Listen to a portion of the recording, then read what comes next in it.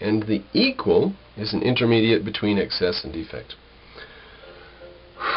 Okay, there's the golden mean silliness. That's one of the worst rationalizations that I think I've ever come across in all of my reading of Aristotle, which is limited, hundreds of pages at the most. There's a bit of rationalization coming just down the page here too, but that's an interesting one right there. He says there's excess and defect, there's too much and there's too little, and with things that are continuous and divisible, you can take more or less or an equal amount. Now my question would be equal to what? And he says an equal is an intermediate between excess and defect. Equal to what? It's so rationalistic. But let's see where it goes with the reasoning, shall we?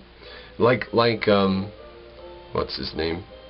George C. Burns, I think, has a thing on, or reads a text on Aristotle for teacher's course or something. It's on YouTube somewhere. It's about Aristotle, and it says Aristotle is always, even when he's completely wrong, he's always subtly reasoned. His reasoning's subtle, you know. Okay. So on past that rationalization. By the intermediate in the object, I mean that which is equidistant from each of the extremes. So he's reading math into things that are non-temporal now. And we're going to try to find the equidistant central path of virtues and stuff and actions by going in equal distance from the two extreme points. And this isn't even temporal stuff we're dealing with here, and he's talking as if we could quantify it. Which is one and the same for all men. So he just asserts if we find it once, we've found it for everybody. By the intermediate relatively to us, that which is neither too much nor too little, you know, under what system of what's good and bad? He treats the middle path as if it were an end in itself.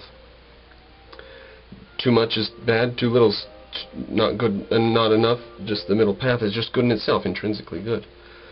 And this is not one nor the same for all. The amount in the center is not one nor the same for all, but the equidistance between two extremes is the same for all men. For instance, if 10 is many and 2 is few, 6 is the intermediate, taken in terms of the object, for it exceeds and is exceeded by an equal amount. Mathematically true. This is intermediate according to arithmetical proportion, but the intermediate relatively to us is not to be taken so. Okay, let's continue.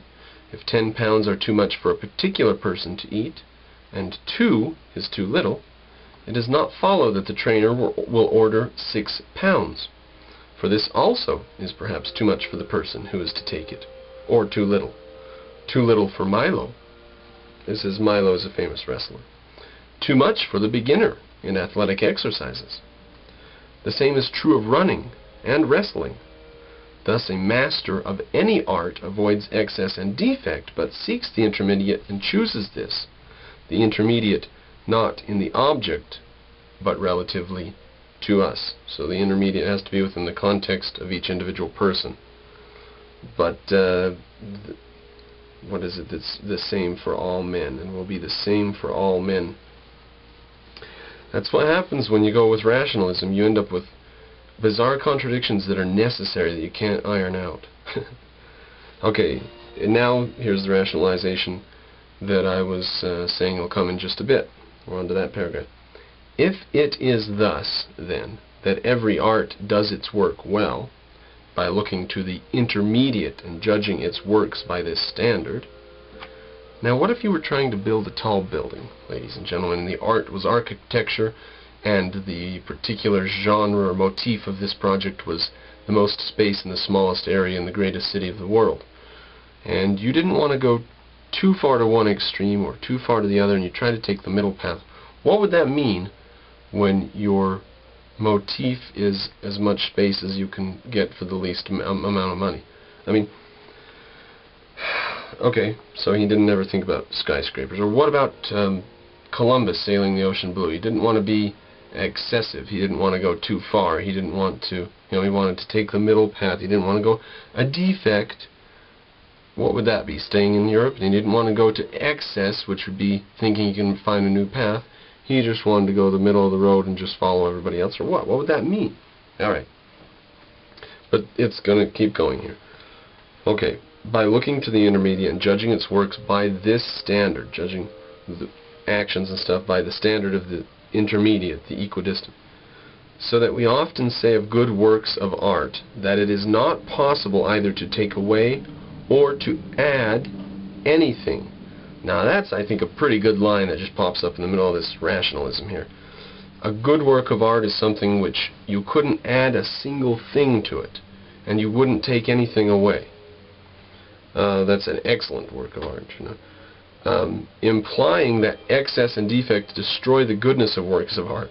I don't know. He's rationalizing and bringing that in, isn't he?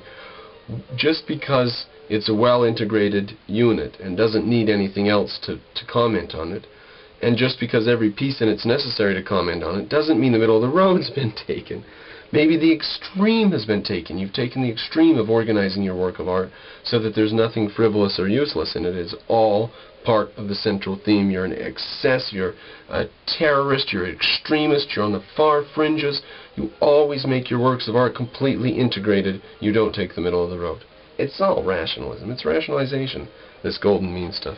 But it is fun. It's, it's like they say, Aristotle is wrong, but subtly reasoned in some places, and then dead right in a lot of places too, isn't he? So he continues and says, so that excess and defect destroy a good work of art, and the mean is what a good artist goes for.